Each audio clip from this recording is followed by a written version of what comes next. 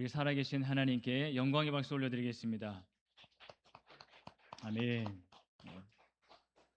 네, 우리는 할 수 있습니다. 가능할 줄로 믿습니다.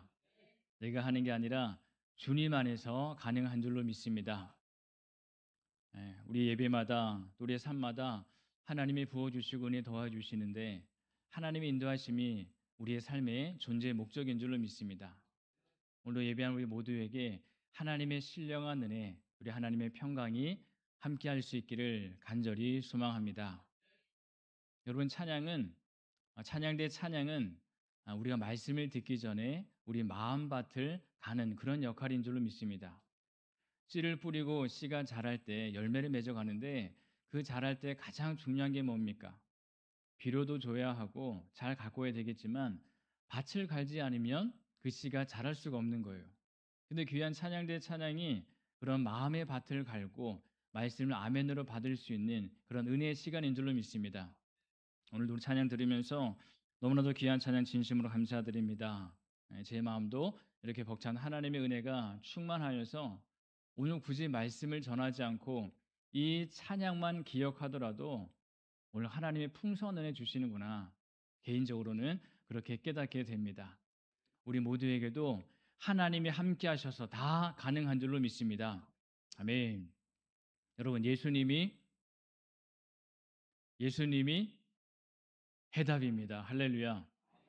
예수님이 해답입니다.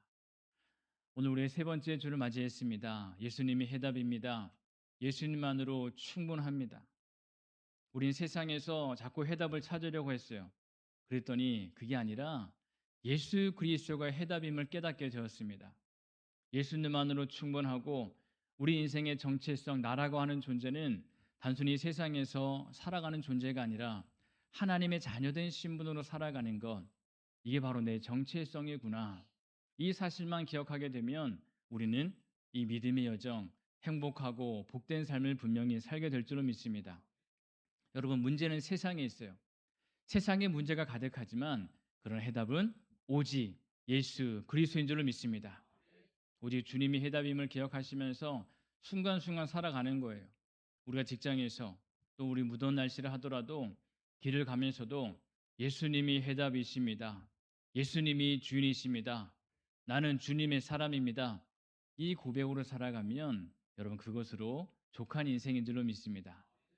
오늘 세 번째 시간으로 십자가가 죄의 해답입니다 제목으로 함께 말씀을 나누려고 합니다. 오늘 이 시간에도 하나님이 부어주시는 신령한 은혜가 우리 모두에게 함께 할 수 있기를 간절히 소망합니다. 우리가 컴퓨터 혹은 휴대전화를 사용할 수가 있습니다. 요즘에 휴대전화가 없으면 우리는 불안하기도 합니다. 어제도 한 분께서 이번 주에 휴대폰이 그만 잘못되어서 이제 내일 바꾸셔야 된다고 해요. 오늘 아침에도 이야기 나누시는데 휴대폰이 없으니까 괜히 마음이 불안합니다. 누구에게 연락이 올 것만 같고 또 이것을 통해서 누구에게 연락을 하거나 문자를 내가 받기로 했는데 여러 가지 마음이 들다 보니까는 휴대전화가 내 손에서 떠나게 되면 사람이 불안해지는 거예요. 화장실도 갈 때 휴대폰이 없으면 불안하기도 합니다. 그만큼 이 휴대폰, 우리에게는 이 삶 가운데 가치가 아닌 그런 존재가 되어버리고 말았죠. 근데 잘 작동하다가 어느 순간에 잘못 만지지도 않았는데 먹통이 될 때가 있어요. 휴대전화를 켰는데 어플이 작동하다가 멈춰버립니다. 또 컴퓨터도 잘 됐는데 갑자기 멈춰버리는 거예요. 이상하게 이번 주에 컴퓨터랑 방송 장비가 더위를 먹었는지 얘네들이 먹통이 돼버리고 말았습니다. 여러분, 컴퓨터가 먹통이 돼버리니까 제가 설교 준비도 해야죠. 또 주일 준비를 준비해야 되는데 난감한 거예요. 어떡하지? 그런데 어제도 또 예배를 준비하면서 방송 장비도 에러가 났습니다. 미리 준비를 하는데 작동이 되지 않는 거예요. 또 혼자서 이렇게도 해보고 저렇게도 해보고 도저히 방법을 찾지 못합니다. 그러다가 전문가의 손길을 빌려야죠. 이거를 다 설치하신 분에게 전화를 드렸더니 이렇게 작동하고 선이 제대로 꽂혀있는지 확인하시고 버튼을 한번 눌러보세요. 그랬더니 작동이 되는 거예요. 할렐루야. 얼마나 감사하던지. 어제 오후부터 저녁 늦은 시간까지 계속해서 골머리를 앓았는데 그 전문가의 손길로 말미암아 해결이 됐습니다. 휴대폰이든 컴퓨터도 마찬가지예요. 내 힘으로 하려고 하면 잘 모릅니다. 전문가에게 맡겨야 돼요. 이걸 만든 사람은 이 만든 목적이라든지 여러 가지를 잘 알고 있기 때문에 오히려 문제도 금방 풀 수가 있습니다. 여러분, 우리 인생이 그렇습니다. 단순히 표면에 나타난 현상만 고쳐서는 문제가 해결되는 게 아니라 원인을 찾고 또 뿌리를 고쳐야지 문제가 해결된다는 거예요. 여러분, 우리 인생 마음이 힘들게 되면 때로는 환경이 문제라고 합니다. 또 삶에 여러 가지 어려움에 닥치게 되면 그 문제가 닥쳤을 때 사람이 문제라고 합니다.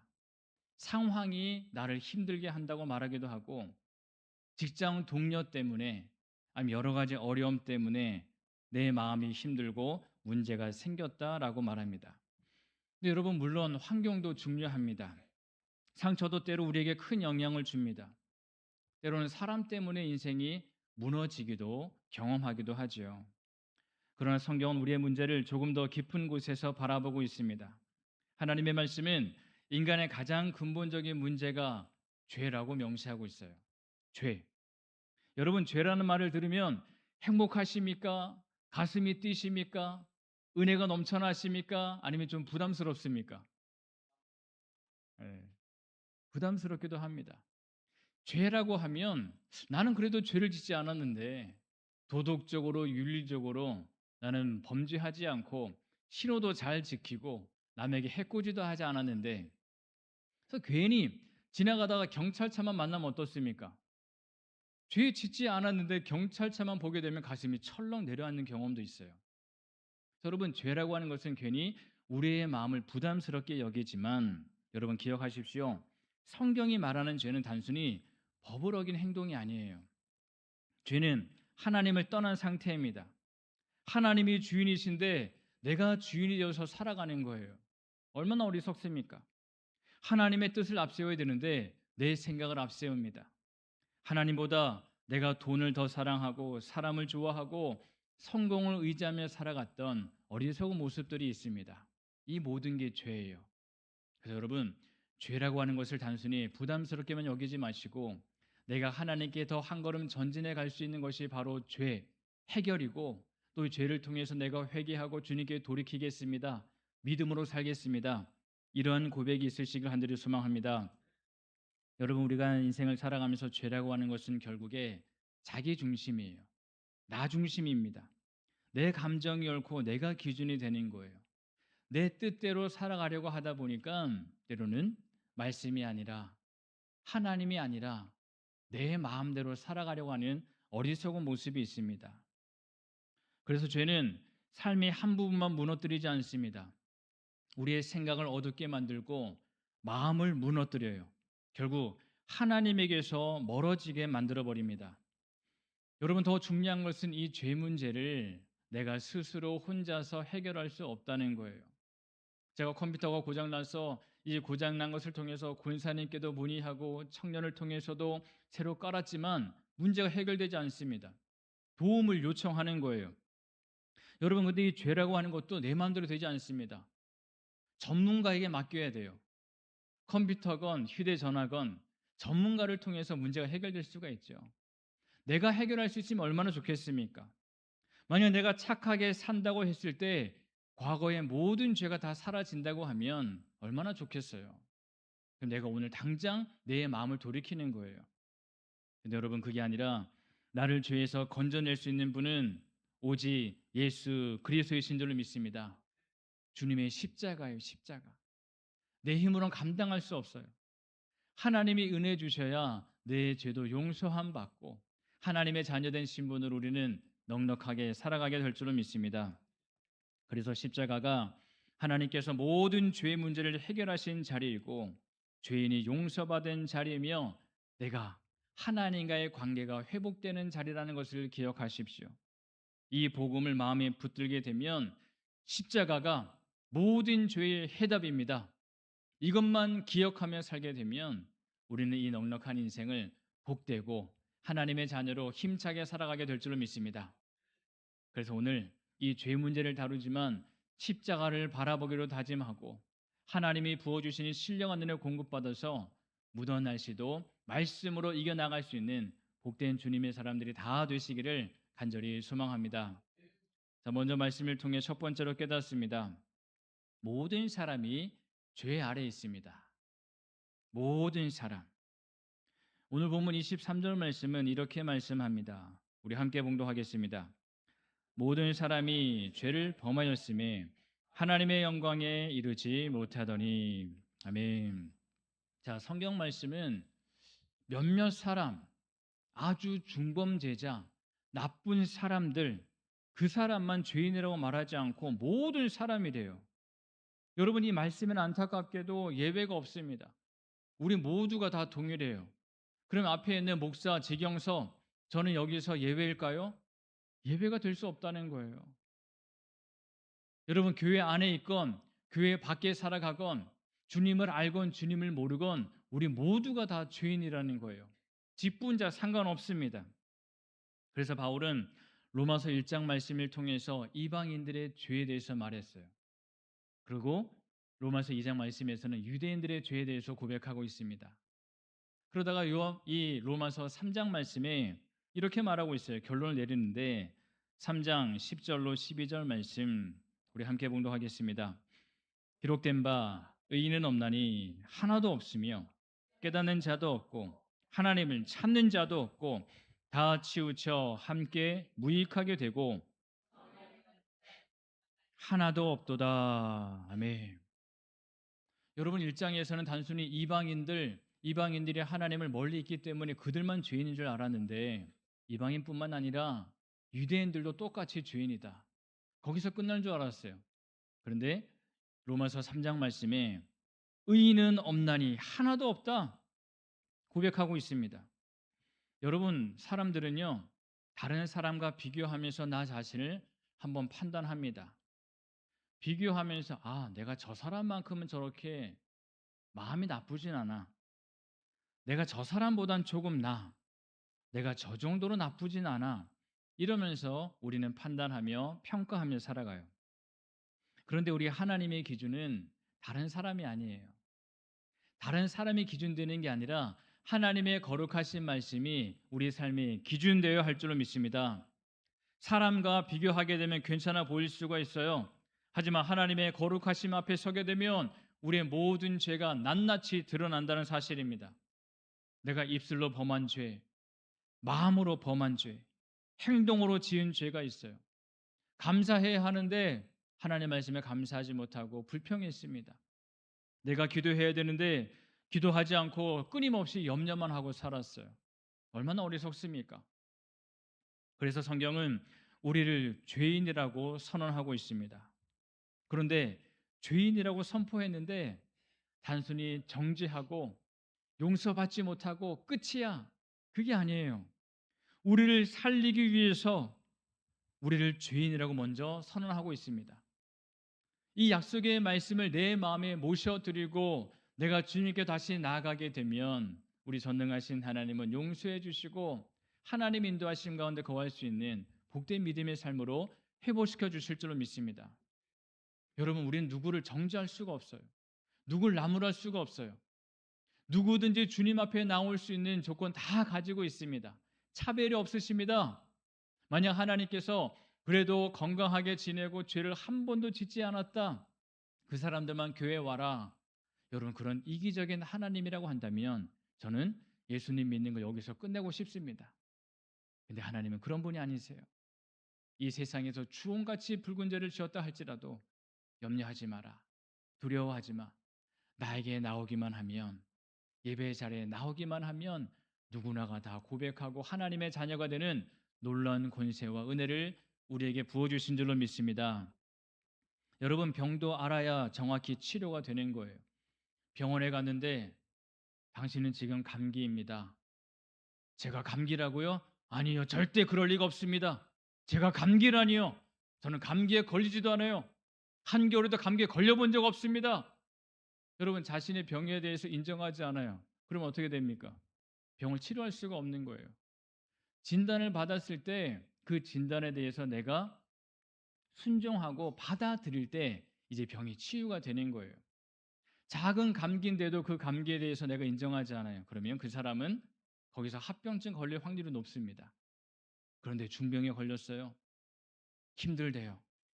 의술로 치료가 되지 않는다고 말합니다. 선생님 말씀대로 제가 다 복종하면서 해볼 테니까 저를 좀 고쳐주세요.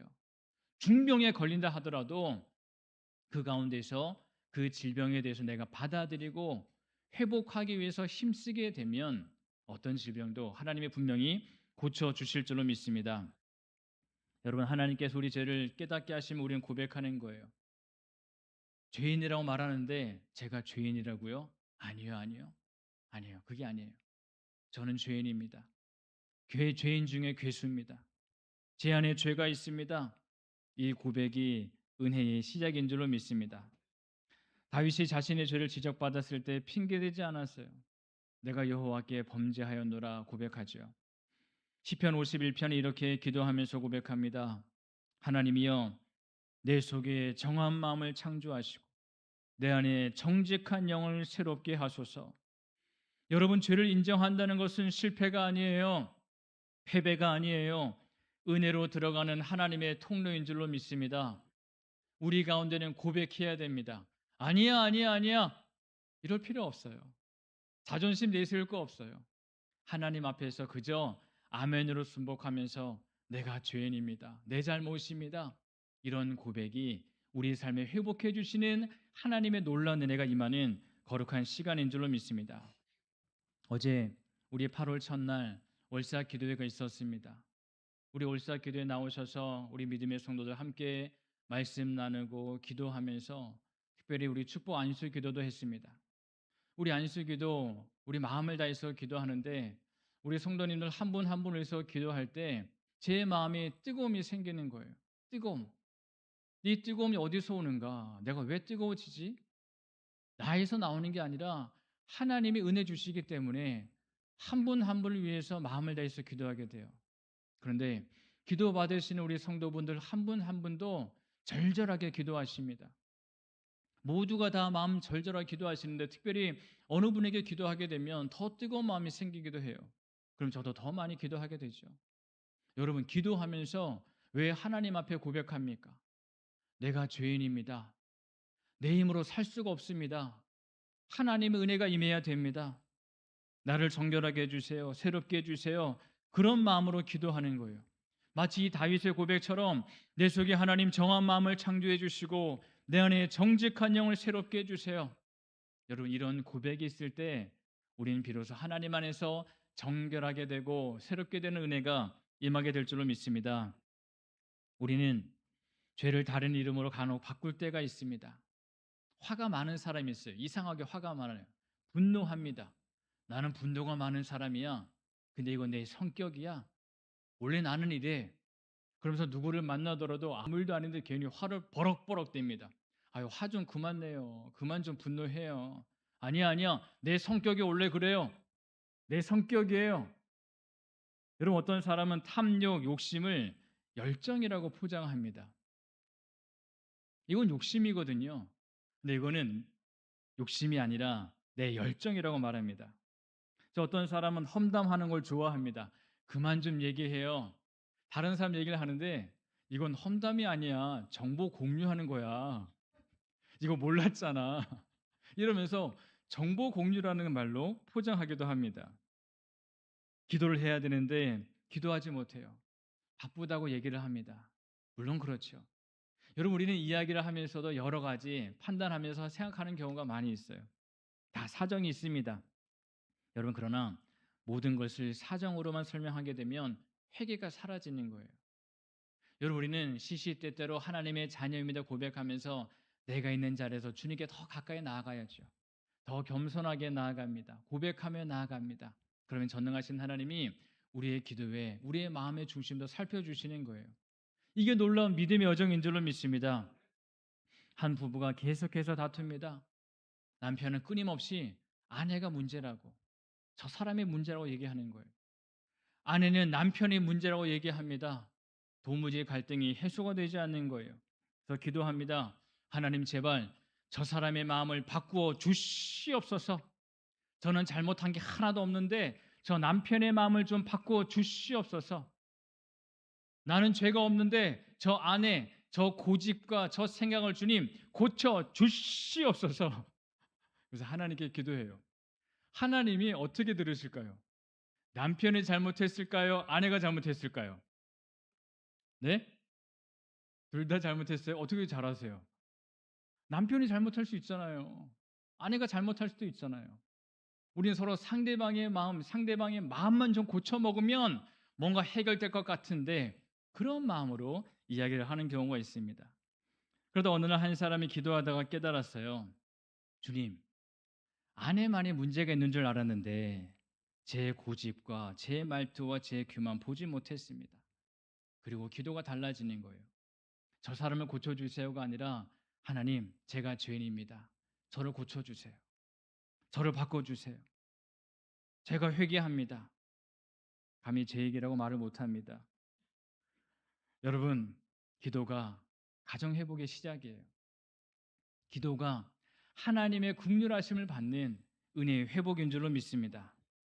그래서 믿음은 다른 사람의 죄를 하나하나 발견하는 게 능력이 아니에요. 우리 믿음은요, 십자가 앞에서 자신의 죄를 보는 능력인 줄로 믿습니다. 십자가를 바라볼 때마다 저 십자가를 묵상하면서 하나님의 은혜를 깨닫게 돼요. 십자가 바라보면서 예수님이 나를 살리기 위해서 보혈을 흘려주셨는데, 피를 흘려주셨는데 그 십자가가 내 안에 들어오게 되고 하나님의 자녀로 새로워지고 은혜가 넘쳐나게 되면 여러분, 그 십자가 앞에서 우리는 자복할 수밖에 없는 하나님의 사람이 될 줄로 믿습니다. 여러분, 그래서 우리는 하나님의 말씀 앞에서 나 자신을 돌이키는 거예요. 나를 바라봅니다. 주님, 내가 합리화하고 포장하고 있는 죄가 무엇입니까? 내가 돌이켜야 될 것은 무엇이 있습니까?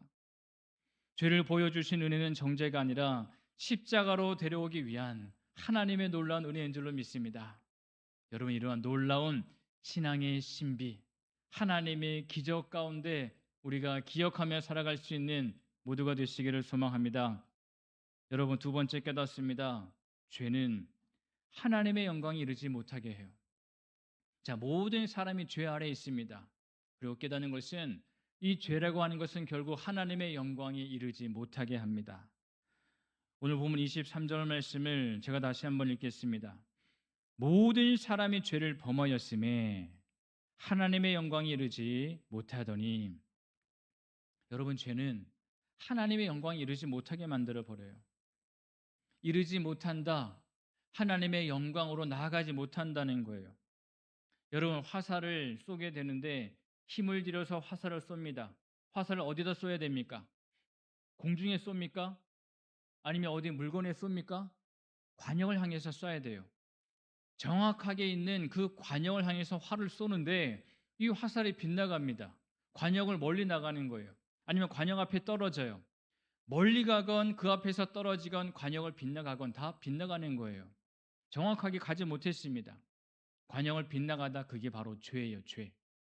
우리는 하나님의 목적으로 하나님의 영광에 이르러야 되는데 그 영광에 이르지 못하고 내 생각으로 살아갑니다. 그러면 다 빗나가 버린 거예요. 멀리 가버립니다. 하나님 영광에 도달하지도 못합니다. 여러분, 근데 우리는 사람의 기준으로 선한 사람이야, 이 사람은 좀 악한 사람이야, 저 사람의 성격은 좀 유별나, 사람으로는 판단할 수가 있어요. 여러 사람들을. 그러나 하나님은 하나님의 완전하신 거룩함 앞에서 모두가 부족하다 말씀하세요. 우리는 하나님의 형상대로 지음바 된 하나님의 사람들인 줄로 믿습니다. 하나님을 알게 만드셨고 또 하나님을 사랑하도록 창조하셨어요. 하나님의 성품을 세상에서 드러내며 살아가는 존재가 하나님의 사람, 그리스도인, 우리 모두가 된 줄로 믿습니다. 그런데 죄가 들어오면서 뭐예요? 하나님의 영광이 아니에요. 내가 드러나야 돼요. 바벨탑을 쌓던 사람들이 말합니다. 하나님이 아니야. 자, 우리 내 이름을 내자. 우리 이름을 내자. 우리가 높게 쌓아서 하나님께 나갈 텐데 결국 높이 올라가 가지고 우리 이름을 내자. 하나님의 이름이 아니라 우리의 이름입니다. 하나님의 영광이 아니라 우리 영광이에요.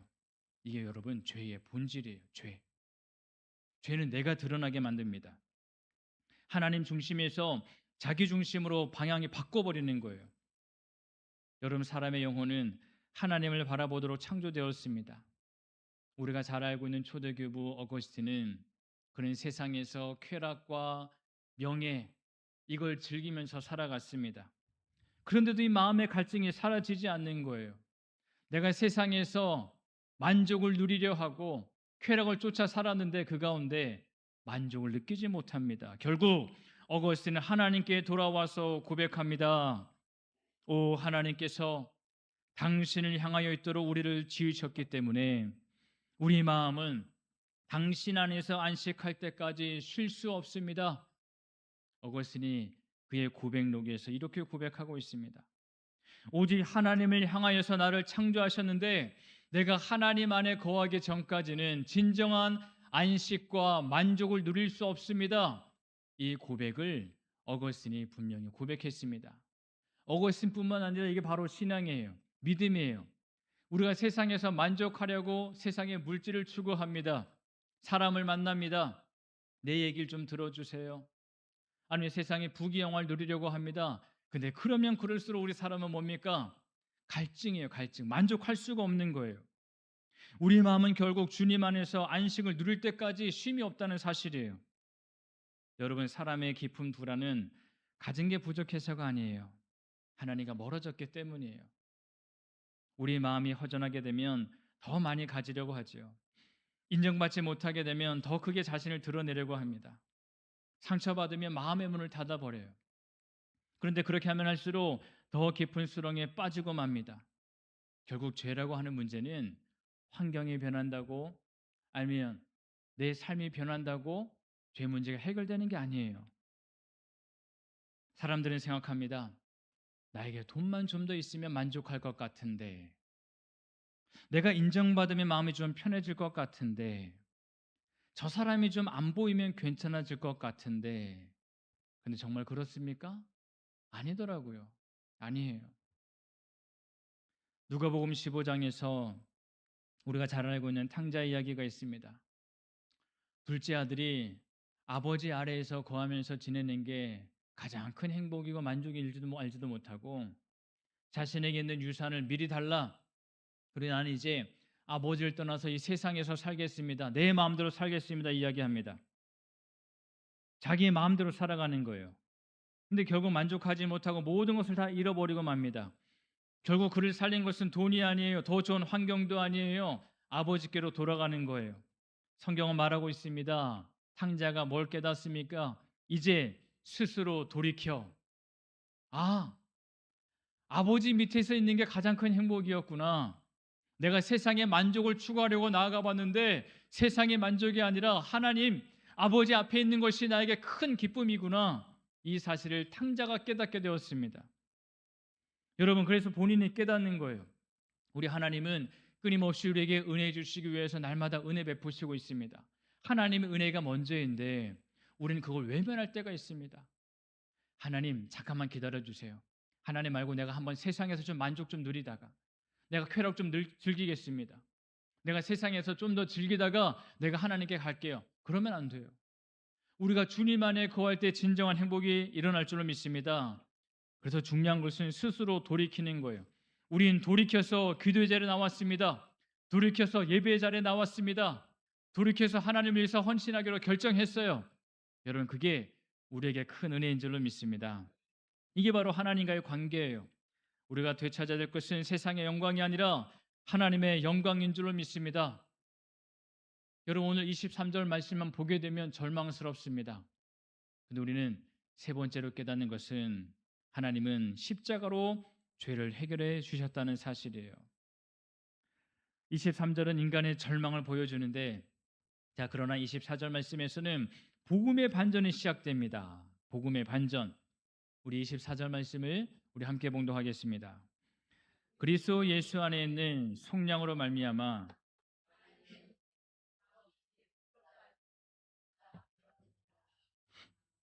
아멘. 여러분 우리는 스스로 의롭게 된 게 아니에요. 자 하나님께서 의롭다 여겨주십니다. 의롭다 여겨주세요.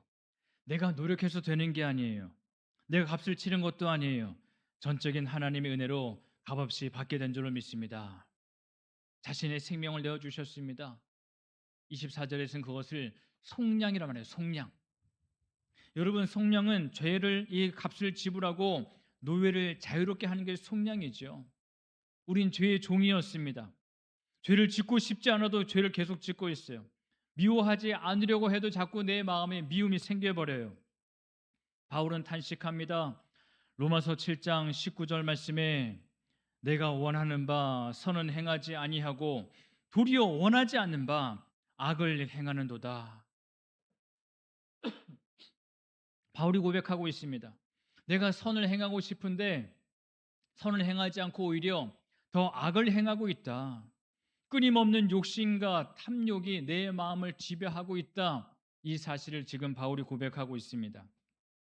여러분, 예배드리고 기도할 때 행복한데 내가 세상에 나가게 되면 여전히 짓눌려 있습니다. 죄 가운데 눌려 있어요. 그러나 십자가 은혜를 깨닫고 하나님의 인도하심을 깨닫게 되면 진정한 기쁨과 소망이 넘쳐나게 될 줄로 믿습니다. 여러분, 영혼이 주님 안에서 자유해지는 거예요. 이게 바로 진정한 그리스도인의 삶인 줄로 믿습니다.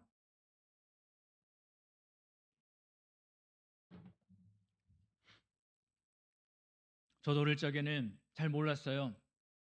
저 예배드리고 교회에서만 지냈으면 좋겠다. 내가 교회 안에서 같이 예배드리고 선배 형들과 누나와 동생들과 함께 있으면 너무 행복한데 집에 가고 학교 가고 내가 세상에 살려고 하면 뭐 이렇게 문제가 많은지 답답한 거예요. 교회 안에서 있으면 좋겠다. 근데 하나님 그걸 원하시는 게 아니라 내가 십자가의 은혜를 깨닫고 나서 하나님의 그 크신 사랑을 깨닫고 나니까 주님 안에서 자유로워지고 내가 살아가는 삶의 자리에서도 주님을 드러내며 살아가야 되겠구나. 이 놀라운 사실을 깨닫게 된 줄로 믿습니다. 여러분, 예수님은요 나를 위해 오셨어요. 내 죄값을 치러주기 위해서 주님이 오신 줄로 믿습니다. 모든 죄의 권세에서 해방해 주신 거예요. 그래서 우리는 행복합니다. 기쁩니다. 예배를 소중하게 여기는 거예요. 하나님의 은혜 주시는데 그 주님의 은혜를 날마다 받으며 살아가는 복된 믿음의 삶이 되어야 될 줄로 믿습니다. 여러분, 오래 참으시는 분이 바로 여호와 하나님이시죠. 제가 남산중앙에 부임하고 나서 함께 예배드리고 사역 감당하는데 제 마음 가운데 여러 가지 부담과 어려움이 있었던 것 중에 하나가 뭐냐면 예배 가운데의 찬양이었어요. 찬양. 이 찬양의 박자가 우리 반주하시는 우리 진효정 성도님과 잘 맞지 않았습니다. 근데 뭐냐면 누가 틀린 게 아니라 반주자의 그 반주 정박자에 제가 잘 맞아야 되는데 저는 제 나름대로의 박자가 있거든요. 제가 부르고 싶은 대로 부르는 게 있어요. 근데 안 맞는 거예요. 가장 안 맞는 게 바로 주기도문송이에요. 주기도문송. 얼마나 안 맞던지. 그 제가 얼마나 노력한지 아십니까? 예배 전에도 아니 평일에도 주기도문송을 열심히 불렀습니다.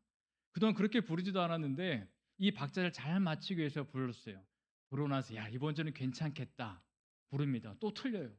안 되는 거예요. 이 박자를 보면서 악보를 보면서도 그렇지, 여기서 주기도문송이 좀 어렵습니다. 박자가 얼마나 많이 바뀌었는지 3번, 4번 바뀝니다. 너무너무 힘들었어요. 그런데 어느 날부터 뭐예요? 박자가 잘 맞잖아요. 오늘 어떠십니까? 오늘 은혜가 됐어요. 주기도문성뿐만 아니라 이 박자에 잘 맞춰가지고 서로 이 찬양이 하나님께 영광 돌리게 되는데 얼마나 감사하던지요. 여러분, 서로 마음이 잘 맞아야 되는 거예요. 여러분, 지휘할 적에도 그렇지 않습니까? 우리 최 집사님께서 지휘할 때 우리 찬양대원이 함께 한마음 한뜻으로 찬양하게 되면 은혜로운 찬양이 되는 거예요. 그래서 중요한 거 뭐냐면 지휘자를 봐야 됩니다. 여러분, 찬양할 때도 찬양대원들이 가장 중요한 게 뭔지 아십니까? 지휘자를 보느냐 안 보느냐예요. 정말 잘하는 찬양대원은요 지휘자를 끊임없이 봅니다. 지휘의 지휘와 박자에 잘 맞춰가지고 내가 맞추는 거예요. 내가 생각할 땐 이 박자가 아닌데. 그럼 소프라노, 알토, 테너가 자기 박자를 합니다. 자기 음을 내버려요. 그럼 어떻게 돼요? 그건 찬양이 아니라 소음이 돼버리는 거예요. 이 지휘자의 박자에 맞춰서 음을 잘 내게 되죠. 그러면 너무나도 은혜로운 찬양이 되는 겁니다. 여러분, 똑같아요. 하나님은요 끊임없이 우리에게 은혜 주시려고 하는데 하나님 잠깐만요. 일단 제가 좀 바빠서 제일 좀 하고 좀 오겠습니다.